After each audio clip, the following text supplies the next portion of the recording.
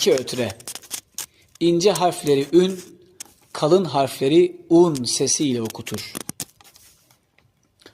Haracun, qasemün, beşerun, merazun, veledün, selamün, da'amün, kitabün, meta'un, libasün, şehidün, şedidün, habirun, hamidün, mecidün, rasulün, kenudün, vücuhün, ku'udün, şuhudün, haşi'atün, sinetün, haviyetün, mağfiretün, nasibetün,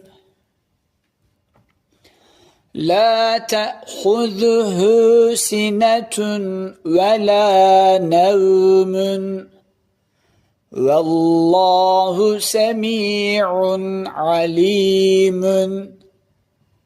Haracun, qasemün, beşerun, merazun, veledün, selamün, da'amün, kitabün, meta'un, libasün, şehidün, şedidün, habirun, hamidün, mecidün, rasulün, kenudün, vücuhün, ku'udün, şuhudün, haşi'atün, sinetün, haviyetün, mağfiretün, nasibetün,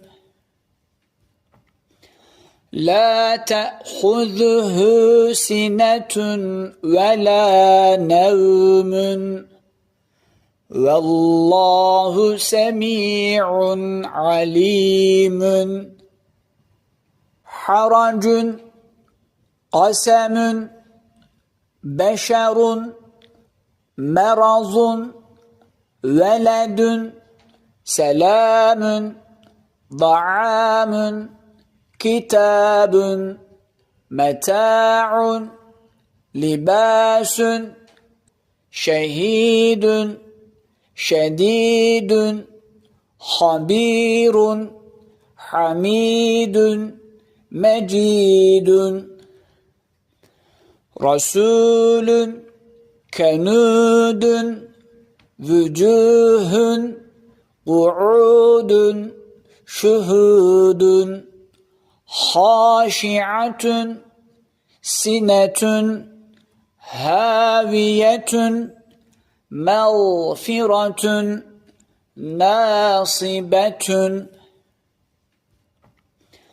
la te'huzuhu sinetün ve la nevmün, vallahu semi'un alimun.